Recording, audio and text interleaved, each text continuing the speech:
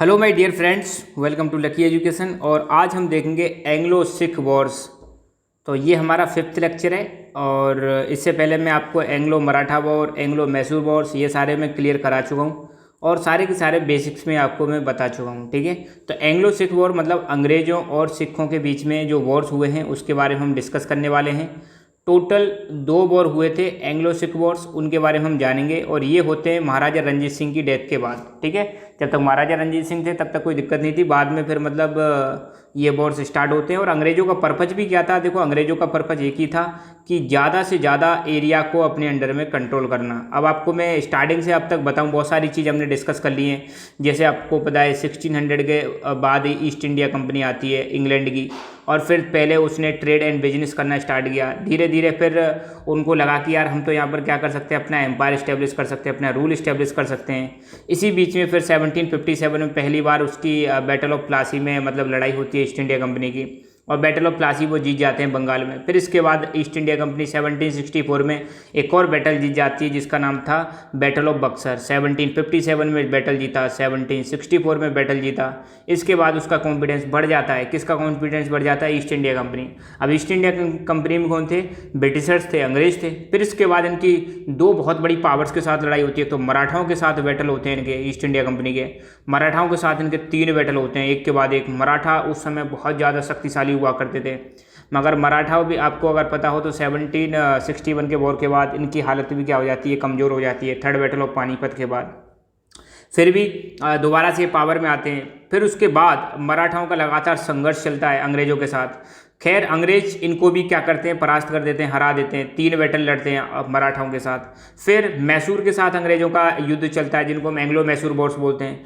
4 war होते हैं। हैदर अली, टीपू सुल्तान, ये मैं बता चुका हूँ। मैसूर का भी पत्ता साफ कर देते हैं। ठीक है, तो ऐसे करके अंग्रेज एक के बाद एक मतलब अपने जो इंडियन जो थे स्टेट्स उनको हटाते जा रहे थे। उनका मतलब सामने से हटाते जाते, या तो कोई अंग्रेज़ों की क्या स्वीकार कर ले, स्वाधीनता स्वीकार कर ले कि वो कहे कि भाई हाँ हम आपके अंडर में मतलब रूल करने को तैयार हैं, या फिर अगर कोई नहीं करता था तो फिर अंग्रेज उनसे क्या करते थे, युद्ध करते थे।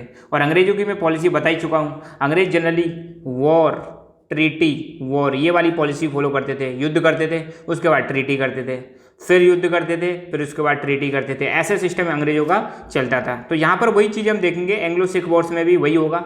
वॉर होगा, ट्रीटी होगी, फिर वॉर होगा। जब तक मतलब दुश्मन को हरा ना दे तब तक ये प्रोसेस चलता रहता था, और जैसे ही अपने अंडर में मिलाया उसके बाद खेल खत्म। ठीक है, तो यही चीज़ जानेंगे। बहुत छोटा सा टॉपिक है, ज़्यादा नहीं है और ज़्यादा बड़े लेवल पर डिस्कस नहीं करेंगे। अपने 10th क्लास में जो चीज़ें रखी हैं वही मैं बताऊँगा, इसके अलावा कुछ बताने वाला नहीं हूँ। बेसिक्स हमने बहुत कवर कर लिए हैं। ठीक है, तो अफगानिस्तान का एक रूलर था, ruler of Afghanistan made Ranjit Singh the governor of Punjab. Afghanistan का एक रूलर था। ये 10th क्लास की अपनी RBSE की बुक है, उसकी लैंग्वेज में यहाँ पे बता रहा हूँ। ठीक है, कुछ लोग कहते हैं कि सोर्स क्या है, तो मैं अपना राजस्थान की बुक है उसी को मतलब यहाँ पे आधार बनाकर बता रहा हूँ चीज़ें। तो अफगानिस्तान का रूलर था, वो रणजीत सिंह को क्या बना देते हैं, पंजाब का गवर्नर बना देते हैं। रणजीत सिंह चाहते थे कि सतलज रिवर के जो ईस्ट का एरिया है वहाँ पर भी इनका क्या हो, कंट्रोल हो। ध्यान देना, रणजीत सिंह के बारे में आपने 2nd चैप्टर में भी पढ़ा होगा। रणजीत सिंह क्या चाहते थे कि ईस्ट ऑफ सतलज रिवर के ईस्ट वाला भाग, जैसे मान लो ये सतलज रिवर है, भाई मैं मैप पे दिखाऊंगा, तो इसके जो ईस्ट वाला भाग है यहाँ पर किसका कंट्रोल हो, इस पर कंट्रोल हो पंजाब मतलब सिखों का कंट्रोल हो, या फिर महाराजा रणजीत सिंह का इस पर क्या हो, कंट्रोल हो। सेम ब्रिटिशर्स भी यही चाहते थे। Britishers too wanted to control the same area. Britishers भी यही चाहते थे। अब जैसे यहाँ पर आपने ये मैप अगर देखा हो, कभी नहीं देखा तो कोई बात नहीं, ये इंडिया का जो जम्मू कश्मीर वाला रीजन है, ऊपर वाला भाग है, और यहाँ से कई सारी रिवर्स निकलती हैं जिसमें एक प्रमुख रिवर है इंडस रिवर। ये वाली जो रिवर है इंडस रिवर है, जिसको सिंधु नदी कहते हैं, जो तिब्बत से निकलती है और फिर भारत में बहते बहते पाकिस्तान में और फिर फाइनली अरेबियन सी में जाकर गिर जाती है। ये आपने 9th क्लास में पढ़ा होगा, नहीं तो कोई बात नहीं। इंडस रिवर की कई सारी ट्रिब्यूटरीज हैं, जैसे एक हो गई झेलम, फिर हो गई चेनाब, फिर रावी, फिर सतलज, ऐसे करके कई सारी क्या है, ट्रिब्यूटरीज हैं। तो हम बात कर रहे हैं सतलज, तो ये हो गई आपकी सतलुज रिवर। ठीक है, ये अपना दोनों तरफ फ्लो करती है।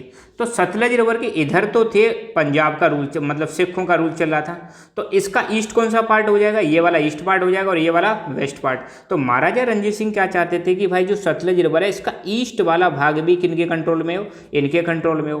ब्रिटिशर्स भी यही चाहते थे। ठीक है, अब सीधी बात है, दोनों के इंटरेस्ट सेम हो गए।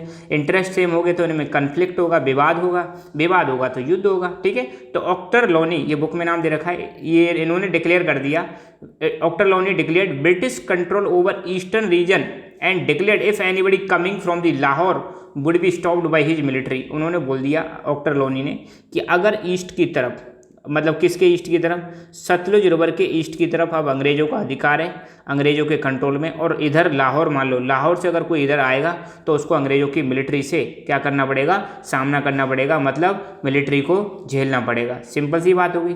फिर बाद में एक ट्रीटी साइन होती है 1809 में, एक ट्रीटी साइन होती है अंग्रेज़ों के बीच में और महाराजा रंजीत सिंह के बीच में। ये ट्रीटी बहुत इंपॉर्टेंट है, ध्यान रखना। तो ट्रीटी कौन सी साइन होती है, ट्रीटी ऑफ अमृतसर। 1809 में ट्रीटी ऑफ अमृतसर साइन होती है, जिसमें ये डिसाइड किया जाता है कि जो सतलुज रिवर है, ये हो गई सतलुज रिवर, सतलुज रिवर के ईस्ट वाला भाग तो रहेगा अंग्रेज़ों का, और सतलुज रिवर के वेस्ट में जितना भी एरिया आ रहा है ये सारा की सारा किसका रहेगा, पंजाब, मतलब सिखों का रहेगा, सिख एम्पायर का रहेगा। ठीक है, तो ये चीज़ क्लियर हुई। ट्रीटी ऑफ अमृतसर कब साइन हुई थी, 1809 में। किस किस के बीच में साइन हुई थी, एक तरफ थे महाराजा रंजीत सिंह और दूसरी तरफ कौन थे, दूसरी तरफ थे ब्रिटिशर्स। तो इसमें क्या डिसाइड किया गया था, इसमें यह डिसाइड किया गया था कि सतलुज रिवर के ईस्ट की साइड का जो एरिया है वो अंग्रेज़ों का रहेगा, और सतलुज रिवर के वेस्ट वाला जो एरिया है वो किसका रहेगा, ये रहेगा अपना सिख एम्पायर का रहेगा। या फिर हम कहें सिख एम्पायर की, यहाँ पर अगर देखें ये पूरा की पूरा सिख एम्पायर है, इसकी जो साउथ वाली बाउंड्री थी, सिख एम्पायर का साउथ वाली बाउंड्री क्या थी, ये थी सतलज रिवर। ये चीज़ आपको ध्यान देनी है, सतलज रिवर बोलते हैं। तो east of Sutlej river British territory, west of Sutlej river Maharaja Ranjit Singh territory. तो इसका वेस्ट वाला पार्ट तो हो गया। हालांकि आप अगर देखो ईस्ट वेस्ट कैसे होगा, ये ऐसे हो जाएगा, ये हो गया वेस्ट और ये हो गया ईस्ट। मतलब हालांकि आप इतना समझ लो कि सतलज रिवर के नीचे वाला जो हिस्सा है ये अंग्रेजों का, और ऊपर वाला जो हिस्सा है किसका, महाराजा रंजीत सिंह का। तो ये चीज़ डिसाइड की गई थी किसमें, ट्रीटी ऑफ अमृतसर। तो ये अगर आता है तो ट्रीटी ऑफ अमृतसर आप जरूर मेंशन करके आना पेपर में अगर आए तो, ठीक है। तो ये बहुत इंपॉर्टेंट है। तो Ranjit Singh has lost the battle, अब लड़ाई हुई, रंजीत सिंह बैटल हार जाते हैं, और बैटल हार जाते हैं तो क्या होता है, ट्रीटी साइन होती है। ठीक है, तो यहाँ पर बैटल की शुरुआत कहाँ से होती है, क्योंकि इन्होंने क्या कहा था कि महाराजा रंजीत सिंह जी वो क्या चाहते थे, यहाँ पर कंट्रोल हो। अंग्रेजों ने बोल दिया कि यहाँ पर अब हमारा कंट्रोल है, अगर कोई आएगा तो उनको लड़ना पड़ेगा, हमारी मिलिट्री का सामना करना पड़ेगा। महाराजा रंजीत सिंह लड़े मगर बैटल हार जाते हैं तो फिर एक ट्रीटी साइन होती है जिसका नाम रखा गया ट्रीटी ऑफ अमृतसर। अमृतसर में साइन होती है, ठीक है। और अंग्रेजों के साथ कब होती है ट्रीटी साइन, 25 अप्रैल 1809। अगर आप अप्रैल ही भूल जाओ तो 1809 जरूर है, आप ध्यान रखना। तो इस ट्रीटी के अनुसार British control over the east of Sutlej was accepted, और इस ट्रीटी में एक्सेप्ट किया गया, महाराजा रंजीत सिंह ने एक्सेप्ट किया गया कि जो सतलुज रिवर है इसका ईस्ट वाला भाग किसका हो जाएगा, ब्रिटिशर्स का हो जाएगा, और वेस्ट वाला जो है उनका ही हो जाएगा। फिर मामला चलता रहा। फिर 1839 में महाराजा रंजीत सिंह की क्या हो जाती है, डेथ हो जाती है। ये चीज़ ध्यान रखना, 1839 में 27 जून 1839 को डेथ हो जाती है। तो अब जब तक महाराजा रंजीत सिंह थे, ध्यान देना, इन्होंने सिख एम्पायर को बहुत ही ज़्यादा कंसोलिडेट कर दिया था, बहुत ही ज़्यादा पावरफुल बना दिया था। मगर इसके बाद जो रूलर्स आते हैं वो इतने ज़्यादा पावरफुल नहीं थे, और पावरफुल नहीं थे तो फिर उसके बाद वो षड्यंत्र में फंस जाते हैं, और षड्यंत्र में फंस जाते हैं तो धीरे धीरे करके एम्पायर का क्या होने लगता है, पतन होने लगता है, डिक्लाइन होने लगता है, और फाइनली सिख एम्पायर बिल्कुल पूरी तरह से अंग्रेजों के कंट्रोल में आ जाता है। ठीक है, तो उसके बाद तो महाराजा रंजीत सिंह के बाद कई सारे रूलर्स बनते हैं, पर फिलहाल इतना ध्यान रखो, खड़क सिंह एक रूलर बनते हैं, बट ये कैसे रूलर थे, इनसफिशिएंट रूलर थे, इतनी ज़्यादा ये कैपेबल नहीं थे। ब्रिटिश को अब देखो, अब महाराजा रंजीत सिंह चले गए तो अंग्रेजों ने इसी चीज़ का फ़ायदा उठाया, यहाँ पर एक के बाद एक रूलर बनने लगे, रूलर कमज़ोर थे, तो इन्होंने इसी सिचुएशन का फ़ायदा उठाया, और मतलब जो युद्ध है उसका इन्होंने इसको क्या बना लिया, आधार बना लिया कि धीरे धीरे हम इनमें आपस में क्या कराएंगे, कलह कराएंगे, युद्ध कराएंगे, और पावर के लिए लड़ेंगे आपस में, इसी चीज़ का हम फ़ायदा उठाएंगे, और फिर अपना मतलब पंजाब को अपने अंडर में अनेक्स कर लेंगे। ठीक है, तो फर्स्ट एंग्लो वॉर अब यहीं से शुरुआत होगा। फर्स्ट एंग्लो वॉर कब, जब ध्यान रखना है यहाँ से शुरुआत कब से होता है, पहले तो महाराजा रंजीत सिंह की क्या हो जाती है, डेथ हो जाती है 1839 में। इसके बाद खड़क सिंह रूलर बन जाते हैं, मगर ये कैसे थे, इनसफिशिएंट थे। और ट्रीटी ऑफ अमृतसर ध्यान रखना ये कब हुई थी, फर्स्ट एंग्लो सिख वॉर से पहले हुई थी 1809 में। किस किस के बीच में, महाराजा रंजीत सिंह और अंग्रेजों के बीच में। किससे संबंधित थी, टेरिटरी पर किस किस का अधिकार होगा, तो east of the Sutlej river ये अंग्रेजों की, और उसके वेस्ट वाला पार्ट सिख एम्पायर का। ठीक है, तो अब हम देखते हैं फर्स्ट एंग्लो सिख वॉर, ये हुआ था 1844 से 1846 के बीच में। ठीक है, तो ये चीज़ आपको ध्यान रखनी है। जबकि ट्रीटी ऑफ अमृतसर 1809 बहुत समय पहले की बात है, और 1839 में डेथ हो जाती है। किसकी डेथ हो जाती है, महाराजा रंजीत सिंह। उसके बाद एक कई सारे रूलर्स बनते हैं, छोटे मतलब कम समय के लिए, पर ज़्यादा चल नहीं पाते, इतने ज़्यादा पावरफुल थे नहीं। तो first Anglo war, Sikh war पहले इसमें 2 ट्रीटी साइन होती हैं हारने के बाद, हालांकि मैं बताऊंगा, यहाँ पर मैंने एक ही बार में लिख दिया है। तो ट्रीटी ऑफ लाहौर साइन हुई थी 1 मार्च 1846। फिर इसके बाद एक ट्रीटी ऑफ भैरोवाल ये भी साइन हुई थी 26 दिसंबर 1846। तो ध्यान रखना, जब हम फर्स्ट एंग्लो सिख वार लिख के आते हैं तो वहाँ पर इन 2 ट्रीटी का नाम भी आप लिख के आना। आगे की डेट भूल जाए तो कोई दिक्कत नहीं, मगर 1846 आप जरूर याद रखना, ठीक है। इसका कारण क्या था, फर्स्ट एंग्लो सिख वॉर जो हुआ था इसका कारण क्या था? कारण सिंपल सी बात है, imperialistic policy of Britishers. Imperialistic का मतलब क्या है? वही साम्राज्यवादी नीति। अंग्रेज क्या चाहते थे? अपने साम्राज्य का विस्तार करना चाहते थे। साम्राज्य मतलब अंग्रेजी में इसको बोलते हैं एम्पायर। एम्पायर का एक्सपेंड करने की जो पॉलिसी होती है उसको हम बोलते हैं इंपीरियलिस्टिक पॉलिसी। सपोज ये मान लो किसी व्यक्ति का क्या है, किंगडम है या एम्पायर है। यहाँ पर कोई व्यक्ति मान लो ए, ये रूल कर रहा है, क्या कर रहा है? रूल कर रहा है। ऐसे ही बगल में यहाँ पे कोई बी रूल कर रहा है, यहाँ पे कोई सी रूल कर रहा है, यहाँ पे कोई डी रूल कर रहा है, यहाँ पे कोई ई रूल कर रहा है, यहाँ पे कोई एफ रूल कर रहा है। तो ये क्या चाह रहा है? ये बंदा ऐसा है, इंपीरियलिस्टिक है। ये चाहता है कि मैं इस पर भी कंट्रोल कर लूँ, इस पर भी कंट्रोल कर लूँ, इस पर भी कंट्रोल कर लूँ, इस पर भी कंट्रोल कर लूँ, इस पर भी कंट्रोल कर लूँ। तो अंग्रेजों ने यही तो किया, एक के बाद एक के बाद एक को, मतलब ये जीतते चले गए। तो इनकी पॉलिसी, अब इसकी जो पॉलिसी, इसकी जो नीति है इस व्यक्ति की, ये कैसी नीति कहलाएगी? इंपीरियलिस्टिक पॉलिसी वाली पॉलिसी बोलते हैं इसको। तो इंपीरियलिस्टिक पॉलिसी वो होती है जिसमें क्या किया जाता है, अपने एम्पायर को एक्सपेंड करने के लिए नीतियां बनाई जाती हैं, ठीक है। साथ के साथ में अंग्रेज क्या कर रहे थे? डिवाइड एंड रूल की पॉलिसी भी फॉलो कर रहे थे, फूट डाल रहे थे, सिक्स में भी फूट डाल रहे थे। तो इसी वजह से क्या होता है? युद्ध होता है। तो अब यहाँ पे आगे देखते हैं क्या क्या हुआ। लॉर्ड हार्डिंग ये क्या करते हैं? सिखों पर वॉर डिक्लेयर कर देते हैं 13 दिसंबर 1845 थे। 1845 में वॉर डिक्लेयर हो जाता है। सिख वर कंप्लीटली डिफीटेड, सिखों की पूरी तरह यहाँ पर हार होती है। In the battle of Sobraon on 10 February 1846 इनकी क्या हो जाती है? पूरी तरह से हार हो जाती है। कौन से बैटल में? बैटल ऑफ सोब्रोन, ठीक है। और ब्रिटिश लाहौर को भी ऑक्यूपाई कर लेते हैं। अंग्रेज जो होते हैं लाहौर को अपने अधिकार में ले लेते हैं। अब जब युद्ध खत्म हो जाएगा तो उसके बाद अंग्रेज क्या करते हैं? एज ऑलवेज अंग्रेज ट्रीटी साइन करेंगे। तो देखो लाहौर को ऑक्यूपाई किया तो लाहौर से ही ध्यान रखना। उसके बाद एक ट्रीटी होती है, ट्रीटी ऑफ लाहौर। तो ट्रीटी ऑफ लाहौर कब साइन होती है? 1 मार्च 1846 में ये ट्रीटी साइन होगी। तो 2-3 चीज़ आपको कौन कौन सी याद रखनी है। लॉर्ड हार्डिंग अंग्रेज थे, इन्होंने वॉर डिक्लेयर किया सिक्स पर। कब हुआ था? 1845 में। ये डेट भूल जाओ कोई दिक्कत नहीं है, ये डेट बहुत इंपॉर्टेंट है, ये याद रख लेना बस, ठीक है। ट्रीटी ऑफ लाहौर वाली। तो अंग्रेजों ने वॉर डिक्लेयर कर दिया सिखों पर, लॉर्ड हार्डिंग। उसके बाद बैटल होता है, बैटल ऑफ सोब्रोन। अंग्रेज जीत जाते हैं, सिख हार जाते हैं कंप्लीटली।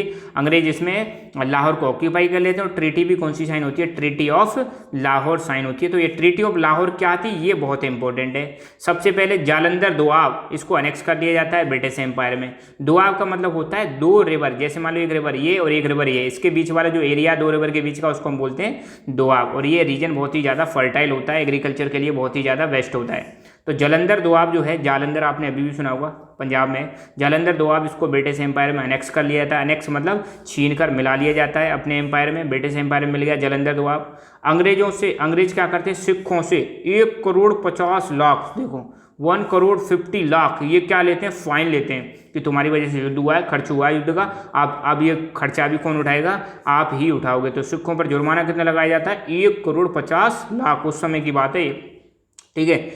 और Sikh soldiers in army were reduce, और इनकी जो सोल्जर्स थे, सिख सोल्जर्स थे जो आर्मी में, उनकी संख्या क्या कर दी जाती है? कम कर दी जाती है कि भाई इनकी संख्या ज़्यादा नहीं रखनी है। इस सप्लीमेंट्री ट्रीटी, ध्यान रहना, लाहौर की ट्रीटी के साथ साथ एक और ट्रीटी साइन की गई थी। उस ट्रीटी का नाम था ट्रीटी ऑफ भैरोवाल। ये कब हुई थी? 26 दिसंबर 1846 में हुई थी, जिसमें which made Britishers the owner of the portion of the Punjab, मतलब कुछ पोर्शन जो था पंजाब का उसका क्या बना दिया जाता है? ओनर बना दिया जाता है। किसको ओनर बना दिया जाता है? मालिक किसको बना दिया जाता है? अंग्रेजों को बना दिया जाता है, ठीक है। तो क्या क्या इंपॉर्टेंट पॉइंट है? लॉर्ड हार्डिंग ने वॉर डिक्लेयर किया, फिर बैटल ऑफ सोब्रोन हुआ जिसमें सिख हार जाते हैं और अंग्रेज लाहौर को ऑक्यूपाई कर लेते हैं। तो लाहौर की ट्रीटी साइन होती है 1846 में। ट्रीटी के क्या पॉइंट याद रखने? जालंधर दोआब को अंग्रेजों ने छीन लिया या अपने एम्पायर में ला लिया, और सिखों पर फाइन लगाया जाता है 1,50,00,000 रुपये का। और सिख सोल्जर्स की जो आर्मी में संख्या थी वो क्या कर दी जाती है? कम कर दी जाती है। और उसके साथ साथ एक और सप्लीमेंट्री ट्रीटी साइन की जाती है, ट्रीटी ऑफ भैरोवाल, और 26 दिसंबर 1846, जिसमें पंजाब का कुछ पोर्शन था उसका ओनर बना दिया जाता है किसको? अंग्रेजों को, ठीक है। फिर दूसरा वॉर होता है 1847 से 1848 के बीच में। यहाँ पर अंग्रेज था वो था लॉर्ड डलहौजी, और लॉर्ड डलहौजी थे बहुत ही ज़्यादा मतलब इंपीरियलिस्टिक। लॉर्ड डलहौजी की एक पॉलिसी आई थी डॉक्ट्रिन ऑफ लैप्स मैं अभी बताऊंगा। तो ये वही है Lord Dalhousie, doctrine of lapse जो आई थी। इन्हीं के टाइम पर अपनी रेलवे का भी डेवलपमेंट हुआ था, रेलवे चली थी, ध्यान रखना। तो इनके टाइम पर डेवलपमेंट बहुत हुआ था। ब्रिटिश अनेक्स पंजाब, पंजाब को भी अंग्रेज क्या कर लेते हैं, पूरी तरह से अनेक्स कर लेते हैं। तो डॉक्ट्रिन ऑफ लैप्स ये मैं एक्स्ट्रा बता रहा हूँ आपको। तो डॉक्ट्रिन ऑफ लैप्स मतलब इसको हम बोलते हैं हड़प नीति। क्या बोलते हैं? हड़प नीति। आजकल भी आपने एक वर्ड सुना होगा, हड़प लिया, किसी ने किसी की जमीन हड़प ली, किसी ने किसी का कुछ और हड़प लिया। तो अंग्रेजी भी क्या कर रहे थे, हड़प रहे थे, हमारे भारतीय राज्यों को हड़पते चले गए। तो हड़प नीति क्या थी, अगर किसी राजा के कोई पुत्र नहीं है, क्या नहीं है, पुत्र नहीं है, तो मतलब या फिर हम कहें उसका कोई उत्तराधिकारी नहीं है, तो अंग्रेज क्या कर देते थे, उस राज्य को अपने राज्य में या ब्रिटिश एम्पायर में हड़प लेते थे। तो ये जो नीति दी गई थी, पॉलिसी दी गई थी हड़प वाली, ये किसने दी थी? डॉक्ट्रिन ऑफ लैप्स, ये थी लॉर्ड डलहौजी। तो ये भी कैसे थे, इंपीरियलिस्टिक थिंकिंग वाले थे। ये भी अपने साम्राज्य को क्या करना चाहते थे, बढ़ाना चाहते थे, मतलब ब्रिटिश एम्पायर को बढ़ाना चाहते थे। ठीक है, तो डॉक्ट्रिन ऑफ लैप्स के तहत अंग्रेजों ने बहुत सारे मतलब जो स्टेट थे इंडियन, उनको ब्रिटिश एम्पायर में मिला लिया था, जिन्होंने सबसे पहले जैसे सतारा को मिलाया, फिर संबलपुर, उदयपुर, नागपुर, झांसी, अवध, तो झांसी को भी मिलाया गया था। झांसी में भी यही केस देखने को मिलता है। तो ठीक है, ये ध्यान रखना किसके बारे में, लॉर्ड डलहौजी के बारे में। तो सेकंड जो वॉर हुआ था उसके कुछ कारण थे। कारण क्या क्या थे? नंबर एक तो पंजाब में बहुत सारे एंटी सिख रिफॉर्म लाए जाते हैं ब्रिटिश गवर्नमेंट के द्वारा, जिससे सिख क्या थे, खुश नहीं थे, सिख नाराज थे। और ये रिफॉर्म कब लाए जाते हैं? 1847 से 1848 के बीच में। The soldiers who were released from the military were dissatisfied, और कुछ सोल्जर्स की जैसे संख्या की कम की गई थी ब्रिटिश आर्मी में, सिख सोल्जर्स को हटा दिया गया था। तो वो क्या थे, नाराज थे कि यार अब सीधी बात है, कोई जॉब में लग रहा है उसको निकाल दिया, तो वो क्या हो गए, नाराज हो गए। रानी जिंदल, ये जो अपने महाराजा रंजीत सिंह थे, उनकी बहुत छोटी छोटी एक मतलब एक क्वीन थी, वो थी रानी जिंदन। तो रानी जिंदन के जो राइट थे वो भी ले लिए थे, छीन लिए गए थे, उससे अधिकार छीन लिए गए थे। किसने छीन लिए थे? ये भी अंग्रेजों ने छीन लिए थे। इसलिए वो भी जो अधिकार ले लिए गए थे उसके, तो वो भी बदला लेना चाहती थी। और एक्सेसिव इंटरफेरेंस ऑफ रेजिडेंट्स का मतलब क्या होता है, जो अंग्रेजों के जो पॉलिटिकल एजेंट हुआ करते थे, वो ब्रिटिश के मतलब जो अपने पंजाब था, पंजाब के कई सारे एरिया में वो रहते थे। मतलब इन्होंने ट्रीटी जब साइन कर ली थी, तो इन्होंने अपने ब्रिटिश जो एजेंट्स थे उनको वहाँ पर इस्टेब्लिश कर दिया, या मतलब उनके दरबार में बिठा दिया पंजाब में, मतलब सिखों के दरबार में। तो ये क्या करते थे, बहुत ही ज़्यादा इंटरफेरेंस करते थे। तो इंटरफेरेंस करते थे, तो ज़्यादा इंटरफेरेंस किसी को पसंद नहीं है, सिंपल सी बात है, मनमानी करते थे। ठीक है, तो ये भी एक कारण था। Dalhousie ambition to merge Punjab into British India, Dalhousie आया था। डलहौजी क्या चाहता था कि मैं क्या करूँगा, ब्रिटिश एम्पायर में पंजाब को मर्ज कर दूंगा। तो इससे भी लोग खुश नहीं थे। तो ये कारण बनते हैं, किसके कारण बनते हैं? सेकंड एंग्लो सिख वॉर जो हुआ था, जो कि 1847 से 1848 के बीच में हुआ था। ठीक है, तो हो सकता है पेपर में इनमें से एक ही पूछ लिया जाए, 2 मार्क्स का, हो सकता है दोनों पूछ लिए जाए, तो डिपेंड्स। तो आपको कारण भी पूछे जा सकते हैं, तो ये कारण ध्यान रखना। ठीक है, anti Sikh reforms, soldiers dissatisfied, Rani Jindan के राइट्स ले लिए गए, तो वो भी बदला लेना चाहती थी। जो ब्रिटिश रेजिडेंट्स होते थे वो बहुत ज़्यादा इंटरफेयर करते थे, किसमें, अपने इंटरनल मैटर्स में। और साथ ही साथ में डलहौजी क्या चाहते थे, पंजाब को ब्रिटिश इंडिया में मिक्स करना। तो बस इसके बाद क्या होता है, लॉर्ड डलहौजी ये क्या करते हैं, सिखों के अगेंस्ट वॉर डिक्लेयर कर देते हैं 10 अक्टूबर 1848 को। फिर सेठ सिंह, मूला, छतर सिंह, ये मतलब सिख रूलर्स थे, ये क्या करते हैं, सरेंडर कर देते हैं अपने आप को। और वॉर खत्म होता है 13 मार्च 1849 को वॉर खत्म होता है। और फिर डलहौजी ने क्या किया, पंजाब को अनेक्स कर लिया, और पंजाब को अनेक्स करके उसको ब्रिटिश एम्पायर में क्या कर लिया, मिला दिया। कब? 29 मार्च 1849 को। उसके बाद क्या होता है, अपना बुक में नहीं है, मैं वैसे ही बता रहा हूँ आपको। उसके बाद ये होता है, जैसे ये वॉर खत्म होता है तो पंजाब पूरी तरह ब्रिटिश एम्पायर में मिला दिया जाता है। और एक चीज़ और ध्यान रखना, पंजाब के मतलब जो रूलर्स हुआ करते थे, या पंजाब का जो मतलब खजाना था, उसमें एक डायमंड था, कोहिनूर डायमंड। ये जनरली चर्चा में रहता है, आपने सुना होगा, कोहिनूर हीरा था ये सिखों के पास। अब जैसे ये हार जाते हैं तो अंग्रेज इनसे कोहिनूर हीरा ले लेते हैं और उसको कहाँ ले जाते हैं, इंग्लैंड। आज भी ये कोहिनूर हीरा इंग्लैंड की जो महारानी है उसके ताज में लगा हुआ है। कौन सा हीरा? कोहिनूर डायमंड। तो ये कोहिनूर डायमंड यहीं से जाता है। और यहाँ का एक रूलर और था दिलीप सिंह, उसको मतलब लंदन भेज दिया जाता है। ठीक है, तो ये उसके बाद की कहानी है। तो ऐसे करके अंग्रेजों ने एक एक करके सबको क्या कर दिया, रास्ते से हटा दिया, और फिर अपना एक्सप्लॉयटेशन की पॉलिसी स्टार्ट कर दी, शोषण करने की पॉलिसी स्टार्ट कर दी। और फिर आपको पता है 1857 में क्या होती है, 1857 में रिवॉल्ट होती है, वो मैं वीडियो बना चुका हूँ, आप उसको देख लेना। सो यहाँ पर हमारा ये टॉपिक भी फिनिश हुआ। आप हमारा Telegram channel Lucky Education join कर सकते हो, जहाँ पर आपको study material as well as आने वाले वीडियोज़ की नोटिफिकेशंस मिलती रहेगी। So thank you so much, keep learning, keep enjoying, and God bless you all.